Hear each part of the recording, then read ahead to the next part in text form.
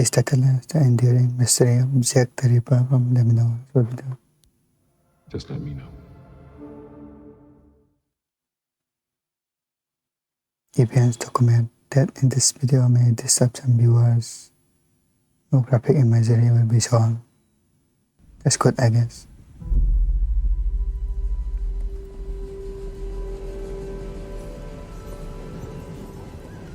In the late 19th century, the city of London was the largest in the world, a sprawling metropolis and a melting pot for trade, finance, and people. I think I did a video on this Jack the Ripper from top 5 too. But in the autumn of 1888, an horrific story emerged from the capital's East End. A story so dreadful it sent shockwaves around the world. One after another, destitute women of the East End fell victim to a vicious killer known as Jack the Ripper. Despite an extensive manhunt and a few close calls, the Ripper was never caught.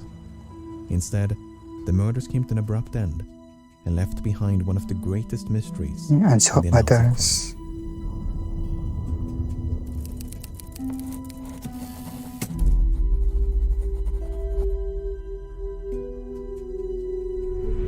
Okay, here we go.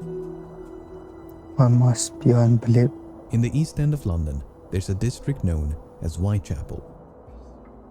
In the late 19th century, Whitechapel was known for its overcrowded slums, where many of the capital's poor and unemployed had taken refuge. Day and night, an army of policemen would constantly patrol this labyrinthine network of dim-lit streets, courts, and alleys. One such place was a narrow passage known as George Yard. Near the north entrance of this passage was a residential complex known as George Yard Buildings. It was the morning of August the 7th, 1888, when an upstairs tenant named John Reeves headed out for work. Upon reaching the first floor landing, Reeves encountered the body of a woman lying upon her back in a pool of blood. Horrified by the sight, he stumbled down to the street below in search for help. Constable Thomas Barrett was the first officer on the scene. He was soon joined by Dr. Timothy Killeen, who conducted a brief examination. The woman had been stabbed 39 times, primarily in the chest and abdomen. Dr. Killeen estimated that she had been dead for, quote, about 3 hours, thus placing the time of death at approximately 2:30 in the morning. That's crazy. The woman had likely been attacked where she was found, as no blood was found beyond the staircase landing. But this was strange, as none of the tenants in this crowded building had heard a single cry for help or a disturbance of any kind. Body is placed there. One exception was Amy Hewitt, a tenant who claimed to have heard a lone cry of murder. But this was early in the evening of August the 6th, and the scream had emanated from outside the complex. Hewitt further explained, "The district round here is rather rough, and cries of murder are a frequent, if not nightly occurrence." The victim was eventually identified as 39-year-old Martha Tabrum. Tabrum was a mother of 2 and had separated from her husband many years prior. Her last known address was 19 George Street, a common lodging house less than 300 meters from the site of her death. Tabrum had made a living through prostitution, and one of her associates was a woman named Marianne Connolly. Connolly testified that on the evening of August the 6th, she and Tabrum had been out drinking with 2 soldiers. Then, shortly before midnight, the party of 4 had separated. Connolly took her client into Angel Alley, while Tabrum guided hers into neighboring George Yard. It was the last time she saw Tabrum alive. That's an unfortunate incident. Barely 2 hours later, Constable Barrett had spoken to a soldier loitering near the north entrance of George Yard. The soldier had told Barrett that he was, quote, waiting for his mate who had gone away with a girl. Half an hour later, Tabrum is presumed to have died.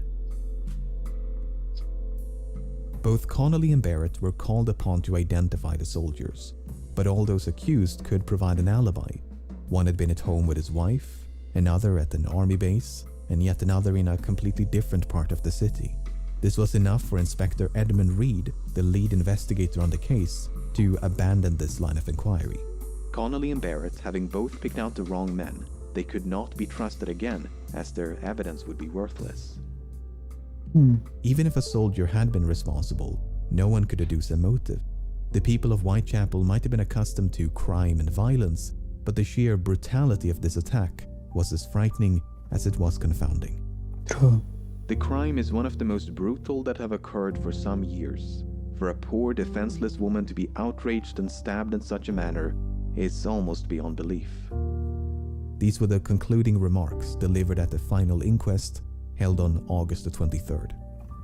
Only a week later, things would go from bad to worse. Oh, another one. Ito evidence.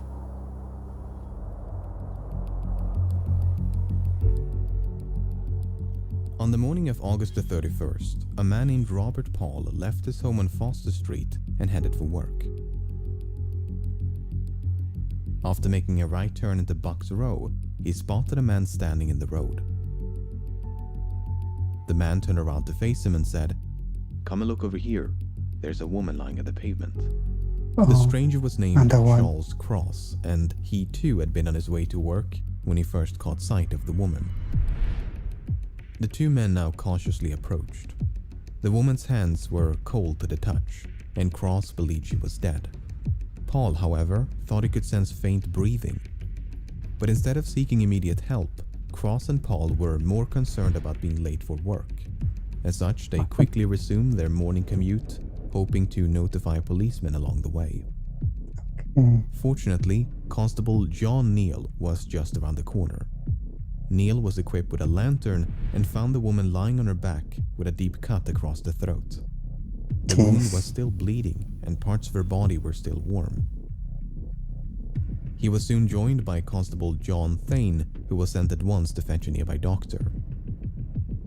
Upon his arrival, shortly after 4 o'clock, Dr. Reese Llewellyn estimated that, quote, "She had not been dead more than half an hour." Yeah. In other words, Cross and Paul had likely found the woman mere minutes after she was killed. This is Furthermore, about 3 officers had patrolled the vicinity just a few minutes prior. Constable Neal had last inspected Bucks Row at approximately 3:15. So too had Sergeant Henry Kirby, whereas Constable Thane had merely passed the end of the street, none of whom had seen nor heard anything amiss. Upon the body's removal to the mortuary, a shocking discovery was made. Apart from 2 incisions in the throat, the woman had also been, quote, "disemboweled." No organs had been removed, but Dr. Llewellyn found, quote, "several incisions running across the abdomen." He also believed that the killer possessed, quote, "some rough anatomical knowledge, for he seemed to have attacked all the vital parts." accurately. The victim was quickly identified. Her name was Marianne Nichols, and she had turned 43 just 5 days before the murder. Nichols had at least 6 children, and her last known address was a common lodging house at 56 Flower and Dean Street. On the night of her death, Nichols had been turned away from a lodging house on Thrall Street as she lacked the funds to pay for a bed. Seeking to raise the money through prostitution, Nichols had then ventured down Osborne Street before meeting her friend Ellen Holland. The two of them shared a brief exchange, but Nichols was visibly drunk. When they parted ways around 2:30, Holland saw Nichols staggering eastward along Whitechapel Road. Barely an hour later, she was found dead. Apart from the body itself, the killer had left nothing in their wake. No blood trail, no murder weapon, no witnesses. Inspector Joseph Helson, the lead investigator on the case, stated that, quote, "not an atom of evidence can be obtained to connect any person with the crime." While the Nichols case came to a screeching halt, its similarities with the Martha Tabrum case had not gone unnoticed. In both cases, the attack had been needlessly ferocious, and there was no discernible motive. Both victims were prostitutes of roughly the same age and moved in the very straight. As the sun was rising on September the 8th, a man named John Richardson was on his way to work. Oh, At a another quarter one. to 5, he made a quick stop at 29 Hanbury Street.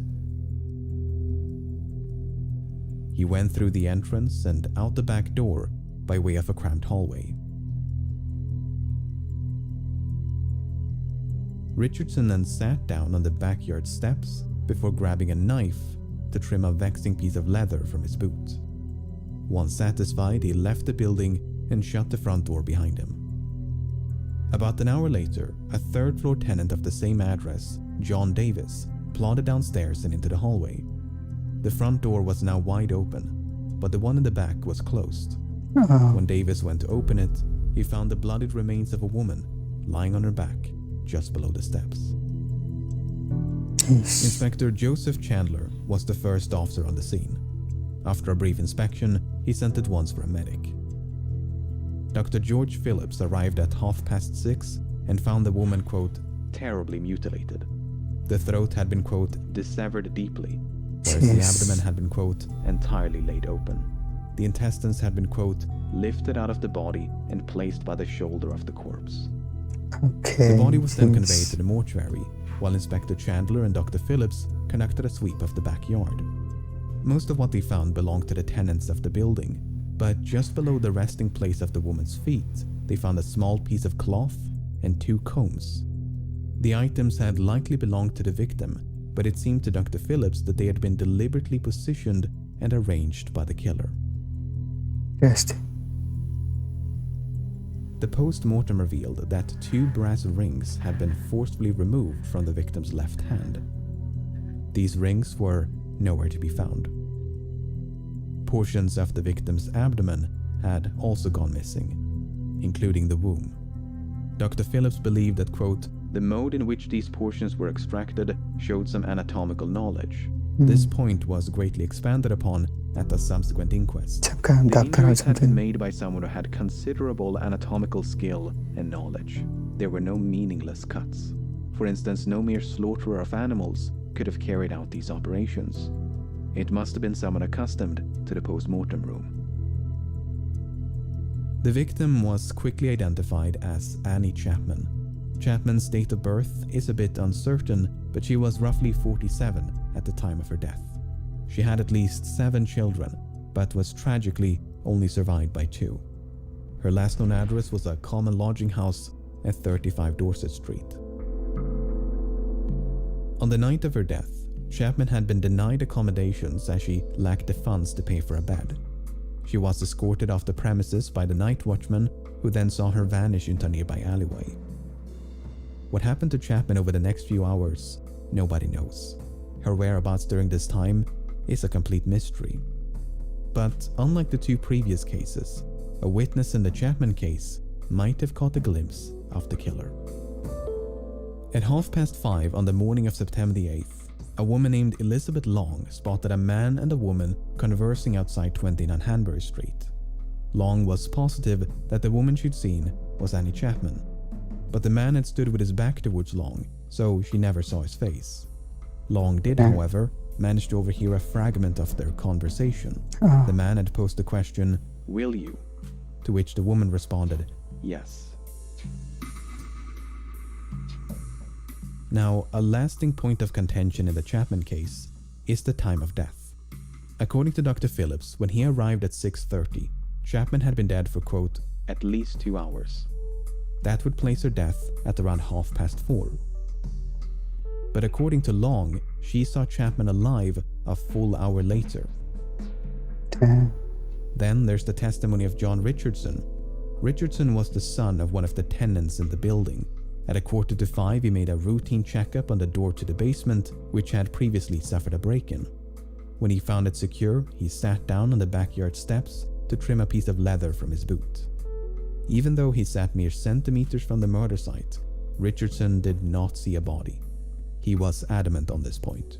"I could not have failed to notice the deceased if she had been there." To muddle the timeline even further, there's the testimony of Albert Kadosh. About 20 minutes past 5, Kadosh had gone through the backyard of 27 Hanbury Street when he heard voices coming from nearby. They were barely audible, however, and Kadosh had only made out the word "no." A few minutes later, he heard something falling against the wooden fence dividing the 2 yards. There's no one way to untangle this web of contradictions, but Dr. Phillips did concede the possibility that he'd miscalculated. That, quote, the coldness of the morning and the great loss of blood had skewed his opinion, which was largely based on the warmth of the body. So, presuming that Dr. Phillips did miscalculate and the recollections of Long and Kadosh were off by a few minutes, that would place Chapman's death at around 5:30 in the morning. Jeez. She's By just this been there. point, the dim light of dawn would have provided the tenants of 29 Hanbury Street an unobstructed view of the murder site, some of whom had even slept with their windows open. In spite of this, the killer managed to evade detection and even made time to arrange the victim's possessions.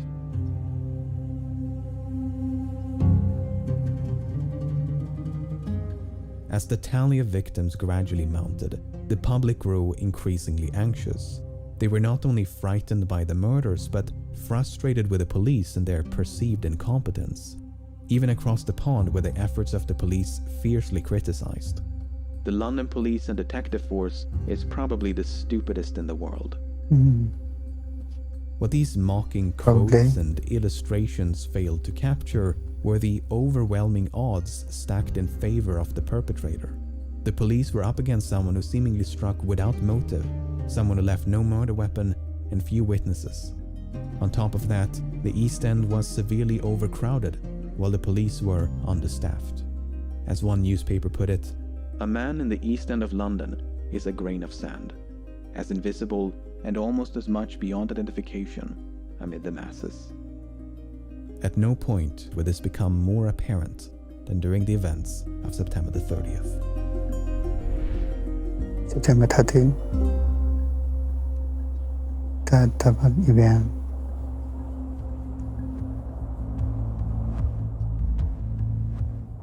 On September the 29th, a routine Saturday meeting was held at the Socialist Club on Barnett Street. When the meeting came to a close around midnight, all but a few members returned home. The Those who mother. remained proceeded to drink and socialize. Half an hour in September the 30th, Joseph Lave stepped outside to get some fresh air. Lave used the side entrance leading into Dutville's yard and lingered for about 10 minutes. Moments after Lave had gone back inside, Morris Eagle accessed the building via the same entrance. He too was a member of the club and had just returned after escorting a woman home. Neither of them noticed anything unusual. 20 minutes later, the sound of a horse and carriage could be heard trotting down Barnett Street. The driver was Louis Diemschutz, the steward of the clubhouse. When Diemschutz drove into Dutville's yard, his pony abruptly veered to the left.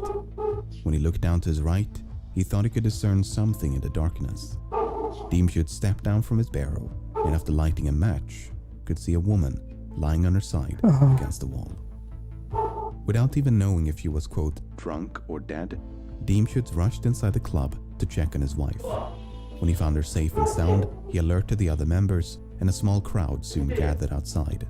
They could now see that the woman's throat had been, quote, fearfully cut, and that, quote, a stream of blood was trickling down the yard. Eagle, Diemschutz, and a few others promptly dispersed to find a policeman. While a growing crowd of bystanders waited for authorities to arrive, there was no sign of the perpetrator. But across the city, less than a kilometer to the west, an even more ghoulish discovery was about to be made. At 1:30 of the same morning, Constable Edward Watkins patrolled an open space known as Mitre Square. Watkins' beat would take him through the square about once every 13 minutes, and on this occasion, it was deserted. But in the time it took Watkins to complete another rotation, Mitre Square was turned into a crime scene. I next came in at 1:44. I turned to the right. I saw the body of a woman lying there on her back. I saw her throat was cut and her bowels protruding. The stomach was ripped up. She was lying in a pool of blood.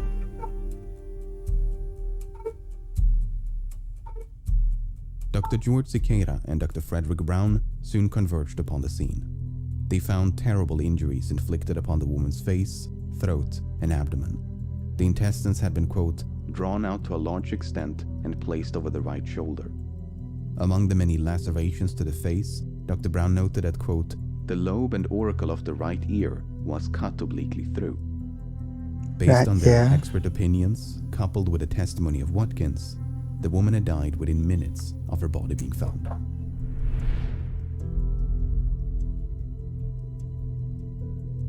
Back in Berner Street, Dr. Frederick Blackwell and Dr. George Phillips had reached the same conclusion.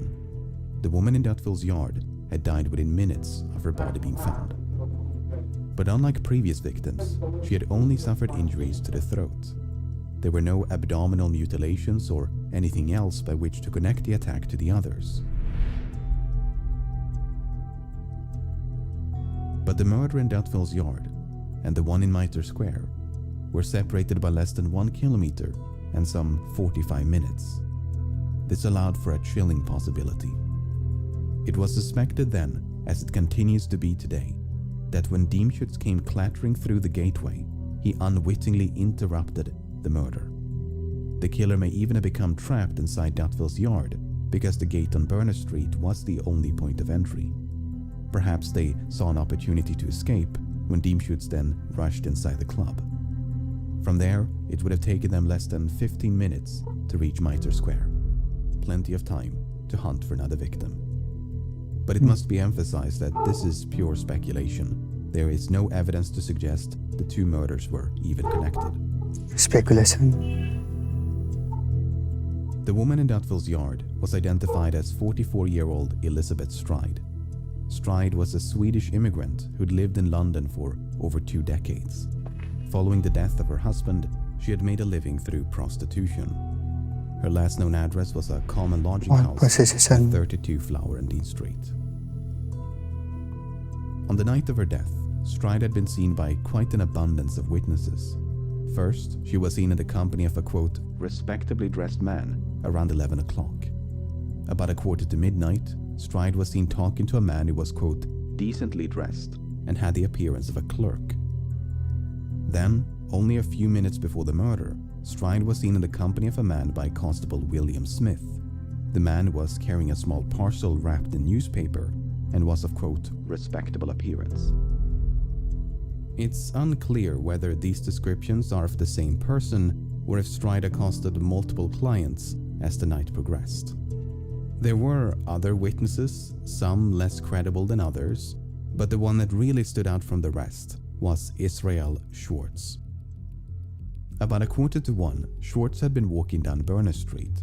As he came up on Dutville's yard, he witnessed a man throwing a woman to the ground in front of the entrance. The woman had, quote, screamed 3 times, but not very loudly. Schwartz would later identify this woman as Elizabeth Stride. Schwartz did not try to intervene, but opted instead to simply cross the street. That's when he spied a second man on the opposite side who was lighting a pipe. The man who attacked the woman then appeared to address the second man by shouting the name Lipsky. The pipe smoker then proceeded to follow Schwartz before eventually breaking away. When taken at face value, this story appears to suggest that the killer had an accomplice by the name of Lipsky. This was indeed the interpretation of some government officials. But Inspector Frederick Abeline, one of the lead investigators on the case, had a very different interpretation. You see, the name Lipsky had gained notoriety in 1887 when a Jewish man by the name of Israel Lipsky was convicted of murder. Owing to the publicity of that case, the surname Lipsky had become an anti-Semitic slur. Abeline therefore deduced that the man who shouted Lipsky was directing an insult at Schwartz, who was described as having a, quote, strong Jewish appearance.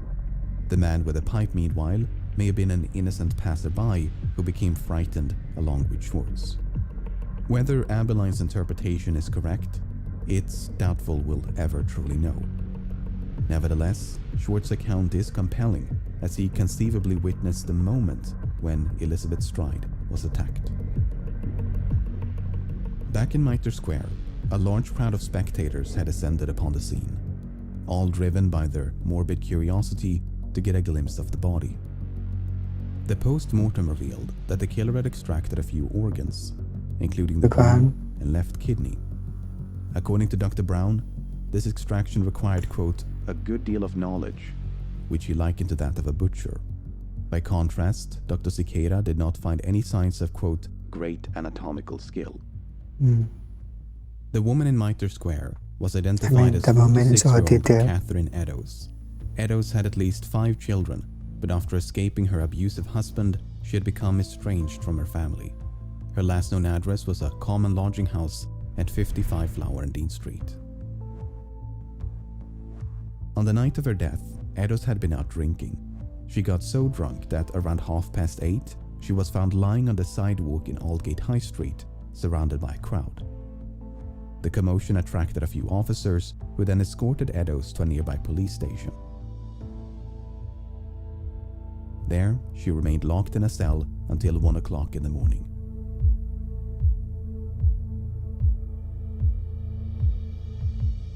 After being released from jail, Eddowes was likely spotted in the company of a man in the vicinity of Mitre Square. Only one of the 3 witnesses, Joseph Lavende, had paid close attention to the couple. The man had the appearance of a sailor and wore a, quote, reddish handkerchief round his neck. While Lavende did identify the woman as Catherine Eddowes, he never saw her face. Nevertheless, this sighting was only made some 10 minutes before Eddowes' body was discovered by Constable Watkins. Yeah. What's so incredibly tragic about the Eddowes case is how narrowly the killer escaped justice. First of all, the only private residence in Mitre Square was occupied by a policeman and his family. They had slept right next to an upper floor window overlooking the murder site. That's crazy. Second of all, a night watchman and retired policeman had been cleaning a warehouse within earshot of the murder site. He would routinely hear the footsteps of patrolling officers, yet heard nothing at the time of the murder. Finally, Constable James Harvey had glanced into Mitre Square at roughly 20 minutes to 2. That's right in between the sighting by Lavende and the body's discovery. Harvey should have had an unobstructed view of the murder site, yet he failed to notice anything suspicious. Was it too dark? Was the killer standing just a few meters away, cloaked in shadow? Did one or more witnesses get the time wrong? While the killer did ultimately escape, they did not do so without leaving a trace. Shortly before 3 o'clock, a blood-stained piece of cloth was found near the entrance to a building a few blocks to the northeast. It proved to be a ripped portion of the apron worn by Eddowes. The patch had evidently been torn off and then discarded by the killer upon their escape.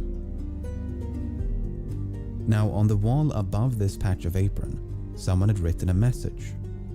The Jews are the men that will not be blamed for nothing. This To one this is day, Jews. both the meaning and the author of this message remain in doubt. Was it written by the killer? Was it an attempt to cast suspicion upon or even away from the Jewish community? Was it completely unrelated to the murder? I don't know. Similar questions would soon be raised by a few letters. Letters which had supposedly been written and posted by the killer. Written by blood.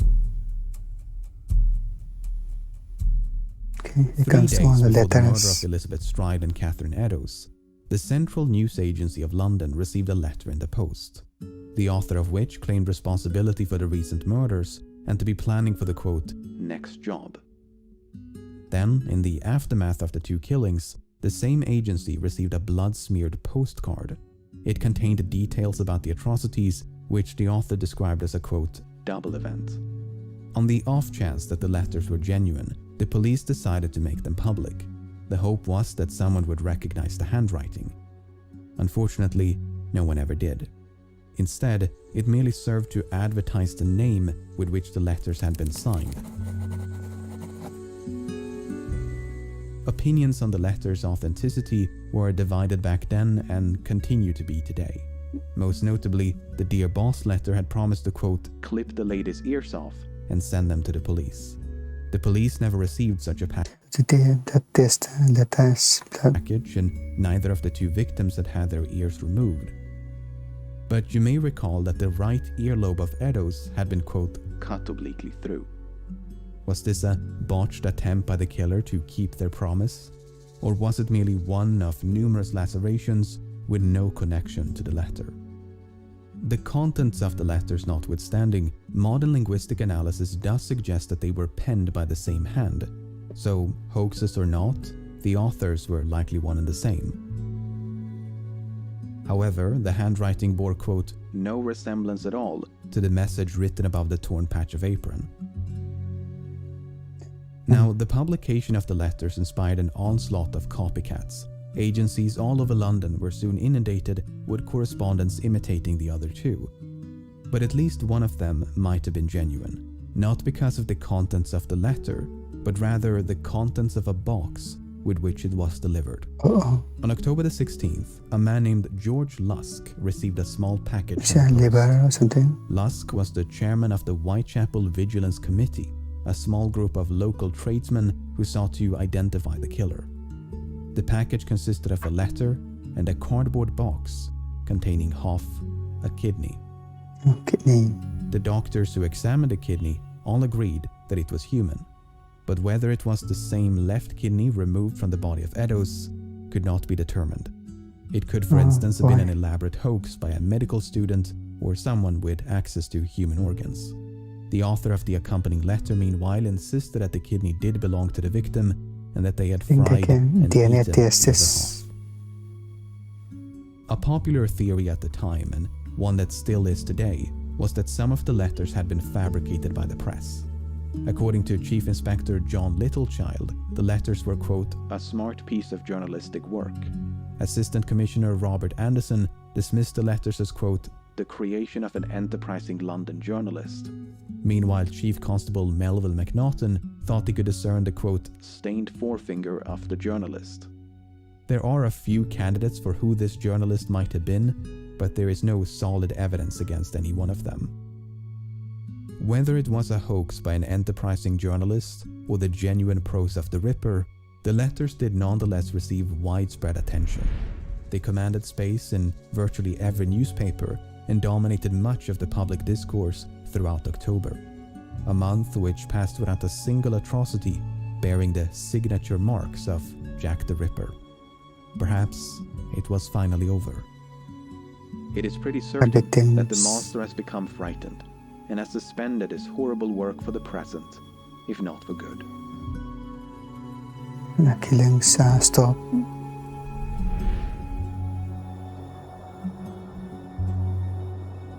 The walk of a devil.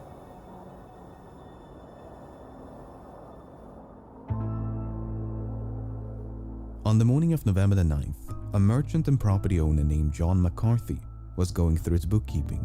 John McCarthy. McCarthy was the landlord of Miller's Court, and the tenants of room 13 had fallen behind on their rent. McCarthy sent at once for his assistant, Thomas Boyer, to collect the money at 11:15.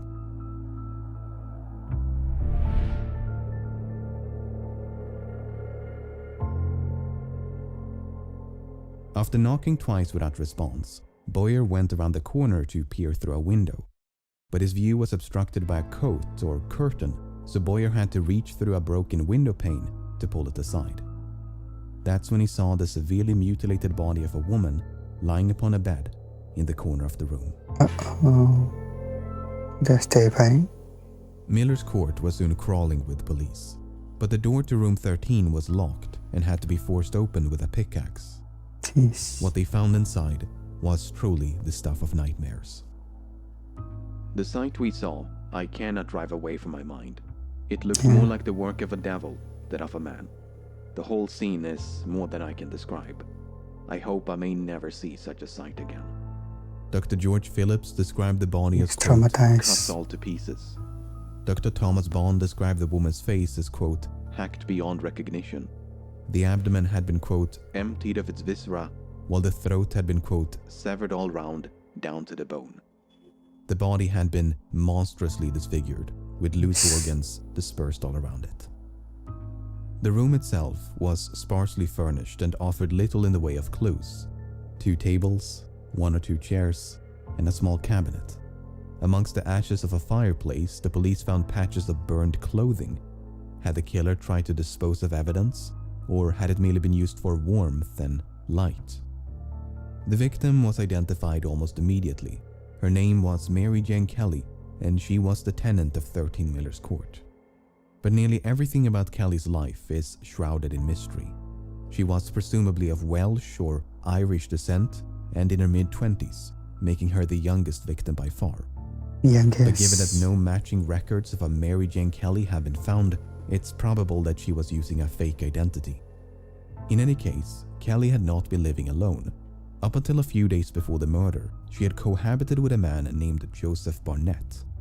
They had only separated on October the 30th because Barnett disapproved of Kelly's prostitution and the people with whom she associated. But they did see each other again. On the evening of November the 8th, Barnett paid Kelly a visit. Upon his arrival, he found Kelly in the company of a woman who was just about to leave. Unfortunately, there are conflicting accounts about who this woman was, when Barnett arrived, and how long he stayed.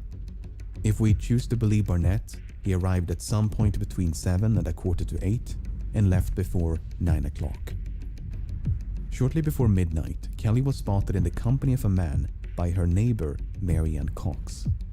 When Cox passed the couple, they were about to enter Kelly's room. Cox bid Kelly goodnight, but she was, quote, very much intoxicated and barely able to respond. Once they had gone inside, Cox could hear Kelly singing. When Cox then left the court about an hour later, Kelly could still be heard singing. By 2 o'clock, Kelly had apparently ventured back outside, for she was spotted by a man named George Hutchinson. The two of them were supposedly well acquainted, and Kelly had asked if he could spare a few coins. But Hutchinson was broke, and Kelly was desperate for money, so they soon parted ways. Moments later, Hutchinson observed Kelly being accosted by a well-dressed man. The two of them had a seemingly jovial interaction and began walking north. Hutchinson found it suspicious that such a well-dressed man would seek the company of a woman like Kelly. As such, when the couple passed him by, he scrutinized the man's appearance. He was, for instance, carrying a pair of gloves in his right hand and a small parcel in his left. Hutchinson decided to shadow the couple as they proceeded to Miller's Court. Before they vanished up the court, the man handed Kelly a red handkerchief, and she had supposedly told him, "All right, my dear, come along. You will be comfortable." Hutchinson remained in the vicinity until 3 o'clock, but neither Kelly nor the man reappeared. At roughly the same time, Cox returned home. In stark contrast to the loud singing upon her last departure, Cox was now struck by the complete absence of sound and light from Kelly's room. Finally, at approximately 4 o'clock, a tenant above and a woman across from Kelly's room heard cries of murder. The voice was that of a woman, and it appeared to emanate from nearby. Meanwhile, other denizens of the court heard no screams at all. According to Dr. Bond, Kelly died between 1 and 2 o'clock in the morning. Dr. Phillips placed the time of death a few hours later. But some witnesses were quite adamant that they had seen or even spoken to Kelly as late as 8 or 10 o'clock in the morning. Keep in mind that her body was discovered at 11:15. These contradictions are difficult to reconcile, and the precise time of death eludes us to this day. I don't know what to believe. Mary Jane Kelly is typically regarded as the Ripper's final victim. Along with Marianne Nichols, Annie Chapman, Elizabeth Stride, and Catherine Eddowes, she is part of the canonical 5, the 5 victims most likely to have been slain by the same hand. Martha Tabrum might have been a victim of Jack the Ripper, but opinions are divided. The same is true of at least a handful of other cases. Even the canonical 5 are not without controversy, so the total number of victims is a matter of debate. Presuming that Kelly was indeed the final victim, one has to wonder why. Why did the murders come to such a sudden end? Did a Ripper give in to fears of being caught? Were they imprisoned for a different crime? Perhaps they succumbed to an illness or committed suicide. Could they have migrated to another country? Perhaps they deliberately changed their modus operandi to confuse the police. The possibilities are virtually endless, which means there is no shortage of suspects. Was almost theories. There's a bunch of theories coming along. Following the murder of Marianne Nichols, a rumor began to circulate that someone called Leather Apron was in the habit of abusing prostitutes. The name quickly made its way into the press, and soon enough it became synonymous with the killer. In fact, Leather Apron was the predominant pseudonym before Jack the Ripper. But the man identified as Leather Apron was soon cleared of all suspicion. His real name was John Picer, and he was in a different part of London on the night when Nichols was attacked. This misguided manhunt is somewhat emblematic of the whole investigation. The police pursued even the most tenuous of leads due to a lack of evidence and mounting pressure from the public. They interviewed thousands, investigated hundreds, and developed numerous theories along the way. In the words of Inspector Frederick Abeline, "Theories. We were lost almost in theories. There were so many of them." In an effort to narrow down the search, the police used a primitive form of criminal profiling. The idea was to analyze the available evidence to try and gauge what sort of person had committed the crimes. This profile was prepared by Dr. Thomas Bond, and he described the Ripper as a strong, middle-aged man with an inoffensive appearance who dressed respectably. Bond's most controversial assessment was that the killer possessed, quote, "no scientific nor anatomical knowledge." This stood in direct opposition to the opinions of his peers, most of whom ascribed the Ripper with at least a basic understanding of anatomy. Based on the witness accounts, the Ripper was a man of average height with a medium to stout build in his late 20s to mid-30s. He wore dark clothes, including a hat of some sort, and had a mustache. But this sort of aggregation or tabulation of accounts can be quite deceptive. Not only are many details inconsistent, but they could be describing entirely different people. For all we know, none of the witnesses ever laid eyes on Jack the Ripper. So much is up for debate that one can build a case against almost any suspect. Some have even entertained the possibility that the Ripper was a woman or possibly a man disguised as a woman. While Jill or Jackie the Ripper is an interesting theory, it has failed to achieve any widespread support. What is rarely in dispute is that the Ripper was either a resident of or otherwise familiar with the East End. After all, he managed to narrowly evade capture on multiple occasions, which implies intimate knowledge of byways and patrol routes. He likely had some form of employment, as the murders were committed around weekends and public holidays, and he may have had some degree of anatomical They killed them on weekends and holidays. knowledge. With this unshakable profile in hand, let's take a closer look at a few suspects. The question is, where do we even begin? According to criminal profiler and FBI Special Agent John Douglas, the Ripper was not only a local, but was likely interviewed by the police. If Douglas is correct, the Ripper might be someone we've already met, either a witness or a person close to one of the victims. What about John Richardson, the witness in the Chapman case who sat down on the backyard steps to trim a piece of leather from his boot? Richardson was indeed suspected by the police, but they found, quote, "not a shred of evidence" against him. His mother also lived on the premises, so he had good reason to be there.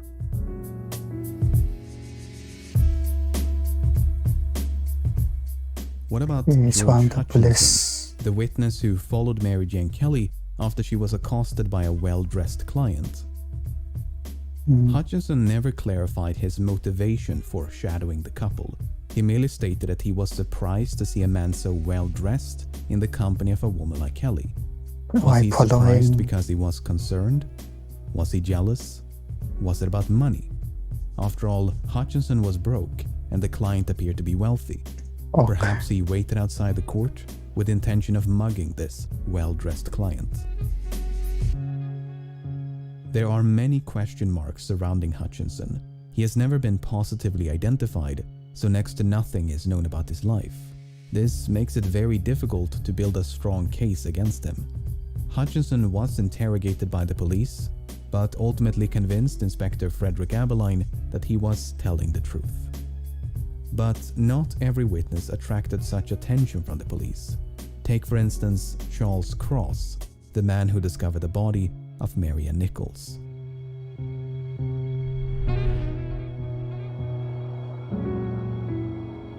Charles Cross.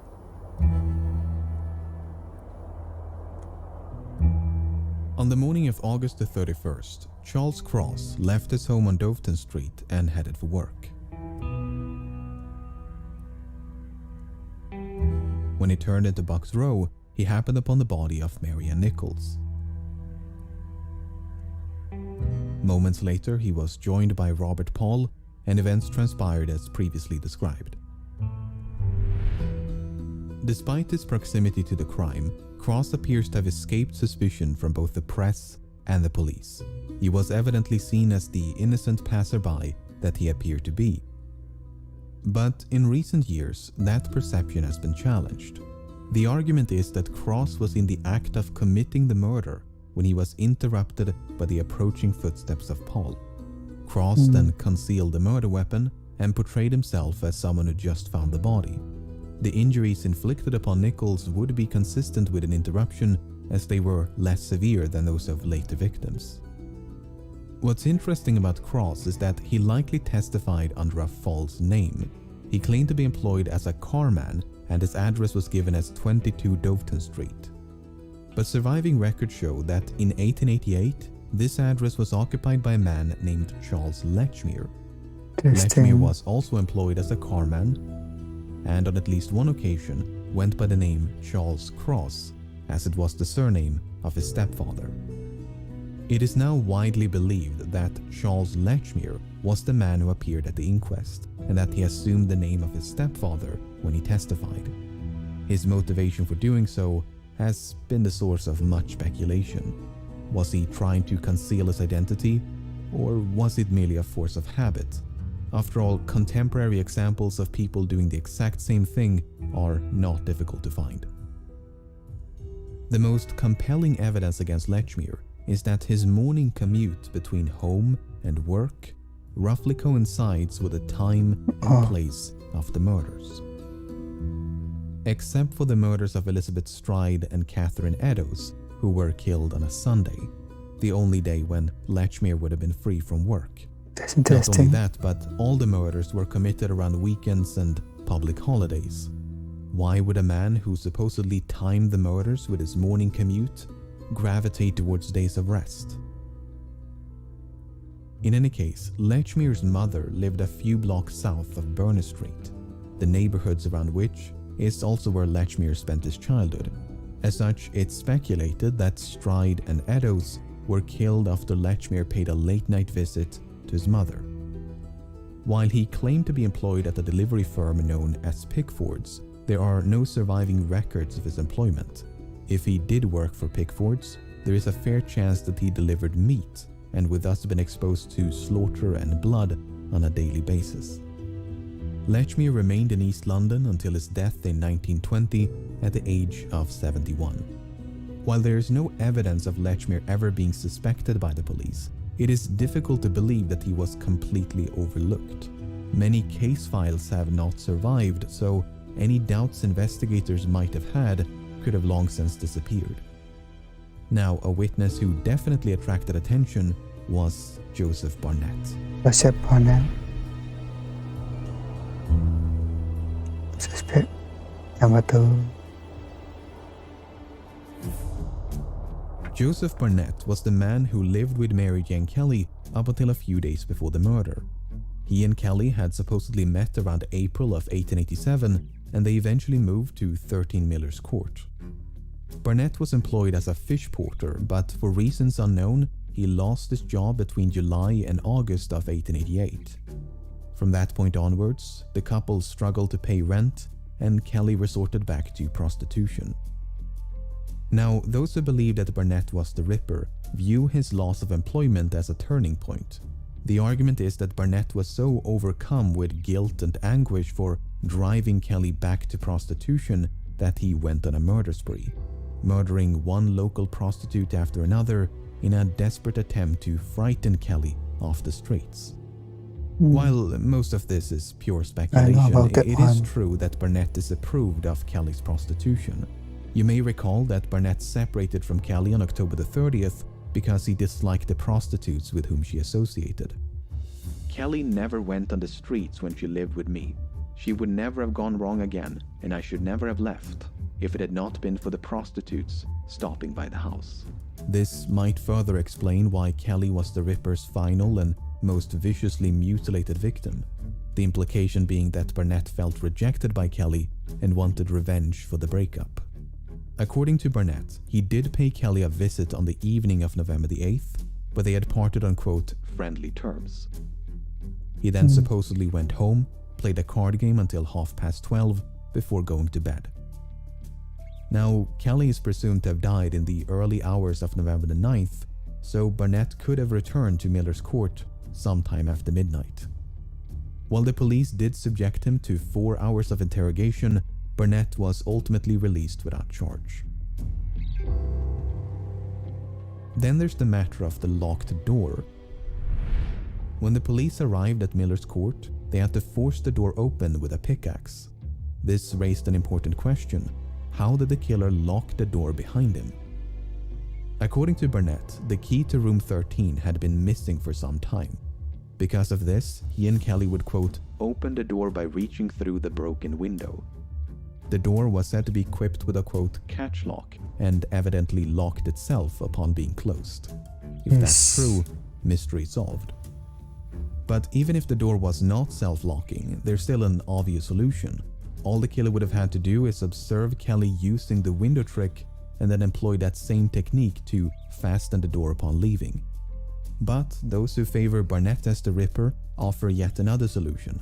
The key never went missing. Instead, Barnett is said to have stolen the key and then used it on the night of the murder. These solutions are all equally valid, and it's impossible to know which one is correct. There is a slight variation of this theory which states that Barnett did murder Kelly but was not the Ripper. Instead, he merely emulated the Ripper to deflect attention away from himself. Once again, this is pure speculation, but the murder of Kelly did somewhat differ from the rest in that it was committed indoors. Barnett remained in the East End until his death in 1926 at the age of 68. While it's only natural for suspicion to fall upon witnesses and acquaintances, Victorian detectives did pursue other lines of inquiry. One prominent theory was that the Ripper suffered from insanity, and a prime suspect in that category is Aaron Kosminski.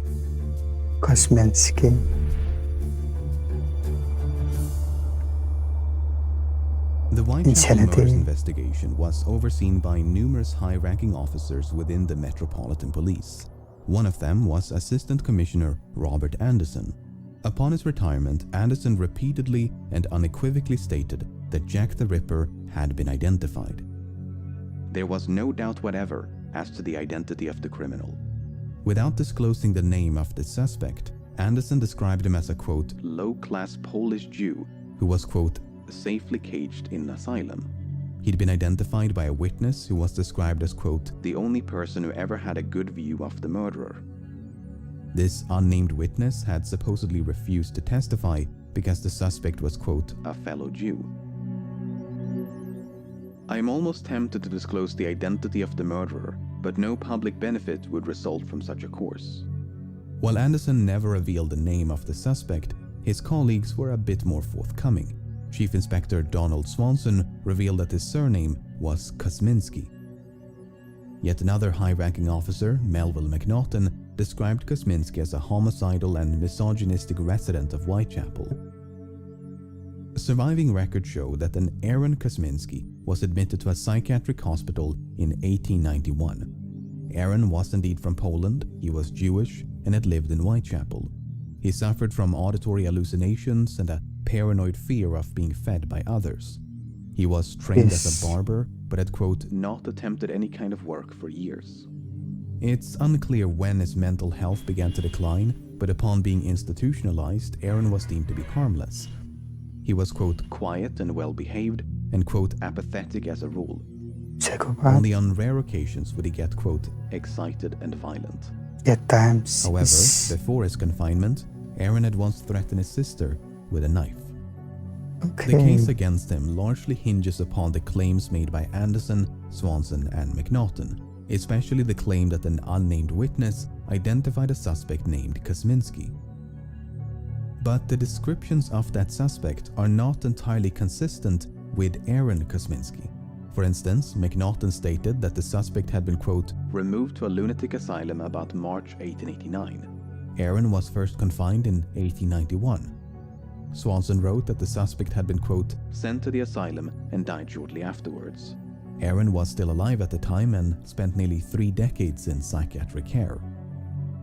As such, it is possible that the suspect Kosminski was someone other than Aaron Kosminski. It's also possible that these inconsistencies were mere lapses in memory. After all, these events were recounted years or even decades after the fact, and McNaughton even confessed to writing solely from memory. Regardless of the suspect's true identity, Anderson was the only one who seemed convinced of his guilt. McNaughton ultimately favored a different suspect and stated that, quote, many homicidal maniacs were suspected, but no shadow of proof could be thrown on any one. Inspector Edmund Reed was of the same opinion. Now we have Sir Robert Anderson saying that Jack the Ripper was a Jew. That I challenge him to prove. I challenge anyone to prove that there was a tittle of evidence against man, woman, or child. So when Anderson wrote that there was, quote, no doubt whatever as to the identity of the criminal, he merely expressed his personal opinion. There was in fact ample doubt and no consensus amongst the police. But in recent years, Aaron Kosminski has been resurrected as a prime suspect due to a controversial DNA analysis. Okay, so back in 1888, Acting Sergeant Amos Simpson is said to have stolen a blood-stained shawl from the crime scene of Catherine Eddowes. This shawl was then passed down from one generation to the next before being submitted for DNA testing in 2011. DNA samples were extracted from the shawl and then compared against maternal descendants of Eddowes and Kosminski. In both cases, it was a match. If the subsequent news coverage is to be believed, the mystery has now been, quote, definitively solved. Aaron Kosminski was Jack the Ripper. But as you can imagine, it's never quite that simple. First of all, the provenance or chain of custody of the shawl is severely lacking. There is no evidence of a shawl being found at the crime scene, nor is there any evidence of Simpson ever being at the crime scene. Furthermore, a destitute woman like Eddowes is unlikely to have owned such an expensive item. Second of all, the type of DNA used to identify Eddowes and Kosminski was mitochondrial DNA, the powerhouse of the cell. This type of DNA is passed down through the female line and is not unique to any one individual. Thousands can share the same mitochondrial DNA, which means it can't be used to pinpoint a specific person. In the words of a geneticist, based on mitochondrial DNA, one can only exclude a suspect. So to say that the mystery has been definitively solved is widely inaccurate. There's still plenty of room for doubt. So, to recap, a suspect named Kosminski was identified by an unknown witness. This was enough to convince at least one senior officer of his guilt. That suspect may have been Aaron Kosminski, a man who was largely non-violent but once threatened his sister with a knife. Aaron can neither be incriminated nor eliminated by the DNA evidence. He spent the rest of his life in psychiatric care and died in 1919 at the age of 53. Kosminski was not the only suspect advanced by a high-ranking officer. A completely different suspect who still falls into the same category is Francis Tumbletty.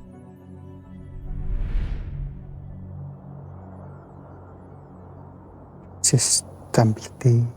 2 days before the murder of Mary Jane Kelly, an American physician named Francis Tumbletty was arrested in London. As you can probably tell from this photograph, Tumbletty was quite an eccentric character. He was born in Ireland around 1833, but was raised in the United States. This is mysterious. From an early age, Tumbletty gained a reputation for being a medicaster or quack doctor. He engaged in all sorts of medically dubious practices and advertised himself as the Indian herb doctor. India. He promised to cure anything from dyspepsia and scurvy to cancer and blindness using nothing but medicinal herbs. Blindness. When he was not posing as a doctor, Tumbletty was busy running from the law. He was either accused or convicted for crimes like theft and assault, attempt to induce a miscarriage, and manslaughter of a patient. He was even implicated in the assassination of US President Abraham Lincoln, but was ultimately cleared of suspicion. Okay. Now, in the early 1860s, Tumbletty is alleged to have hosted a lavish dinner party in Washington. Only men were invited to this dinner, and Tumbletty had supposedly expressed fierce hatred of women. Furthermore, he showcased a cabinet in his Misogynistic. office in which he stored a vast collection of jars filled with anatomical specimens, some of which were said to contain the wombs of, quote, every class of woman. Jeez. In 1869, Tumbletty ventured across the Atlantic and visited England for the first time. This is By his own racist admission, guy. he roamed the streets of London until he became familiar with every part of it. He advertised himself as the Great American Doctor and had a few skirmishes with the police. After a few more voyages between the old world and the new, Tumbletty found himself in London in the autumn of 1888. The purpose of his visit and whereabouts at the time of the murders are completely unknown. Tumbletty never stayed in one place for long and made frequent use of false names. There is a story of a mysterious lodger leaving behind a blood-stained shirt near the murder site of Elizabeth Stride. This supposedly happened on the night of the murder, and some believe that this lodger was Francis Tumbletty. But there is no firm evidence of that, and the entire incident is fraught with uncertainty. What we do know is that Tumbletty was arrested in London on November the 7th. According to the press, as well as Tumbletty himself, he was arrested on suspicion of being Jack the Ripper. 2 days later, Mary Jane Kelly was found brutally murdered, and it's unclear whether Tumbletty was still in custody or had already been released on bail. Nevertheless, he was ultimately charged with 4 counts of gross indecency, which had nothing to do with the murders. But Tumbletty had no intention of standing trial. Instead, he made his way across the English Channel, boarded a steamship under a false name, and fled back to America. He was pursued by detectives and kept under surveillance, but his offenses were, quote, not extraditable. As such, Tumbletty remained in the United States He's and running never away. returned to England. So to recap, Francis Tumbletty was a misogynistic medicaster who was in London at the time of the murders. He even showcased a collection of wombs, and the Ripper did indeed extract the womb from 2 of his victims. I mean, he sounds like the perfect suspect. Yeah. Perhaps a bit too perfect. There is no doubt that Tumbletty was in London in 1888, but the claim that he was a misogynistic collector of human body parts is extremely dubious. It can be traced back to a single article from December of 1888 featuring an interview with a man named Charles Dunham. Dunham had a long history of spreading misinformation and has been described as a pathological liar, a forger, and a conman. He was even convicted of perjury. As such, there is every reason to believe that this story is a complete fabrication. Okay. Furthermore, Tumbletty was both older and taller than the men described by most witnesses. Tumbletty was said to be, quote, an enormous man who liked to dress in flamboyant and militaristic outfits. It's difficult to imagine a tall, pompous American sneaking around the streets of Whitechapel virtually undetected. So maybe he's On the not. other hand, it's unclear which, if any, of the witness accounts can be trusted. Then there's the matter of the rings. You may recall that 2 brass rings were stolen from the body of Annie Chapman. It's suspected that the rings were taken by the Ripper to be kept as trophies. Now, upon his death in 1903, Tumbletty left behind a quite impressive estate.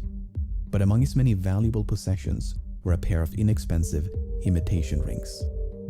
Could they have been the same rings taken from the body of Chapman? It's possible. It's also impossible to prove. Chief Inspector John Littlechild regarded Tumbletty as a quote, very likely suspect. And it's not difficult to see why. If the many rumors about him are to be believed, Tumbletty had both opportunity and motive to commit the murders. But therein lies the problem. Much of what we know about Tumbletty is founded upon unsubstantiated rumors. Tumbletty himself was an attention-seeking charlatan with no qualms about lies and deception. With a suspect like that, one can never be certain where the lies end and the truth begins.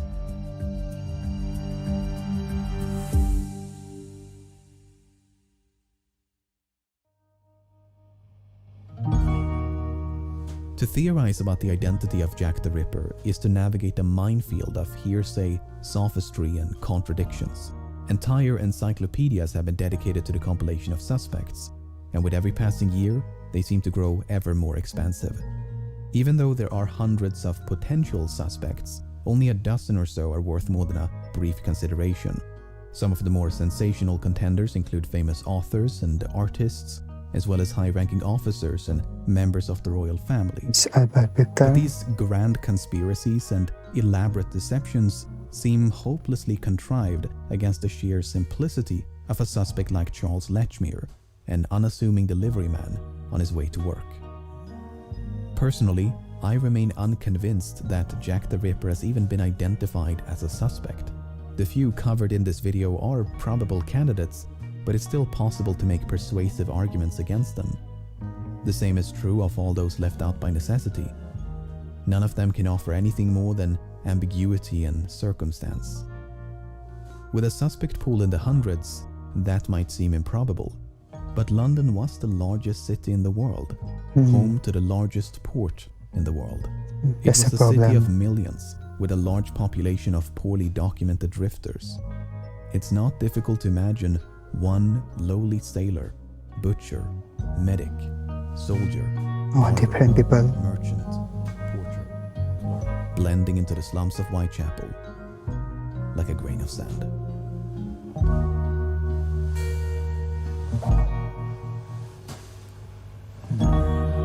The same thing. It was actually a good documentary video. I think it might be the second or third suspect where the mother husband on his way to work. It was a very good video. If you're watching the video of this one, leave a like and I'll see you next video, right?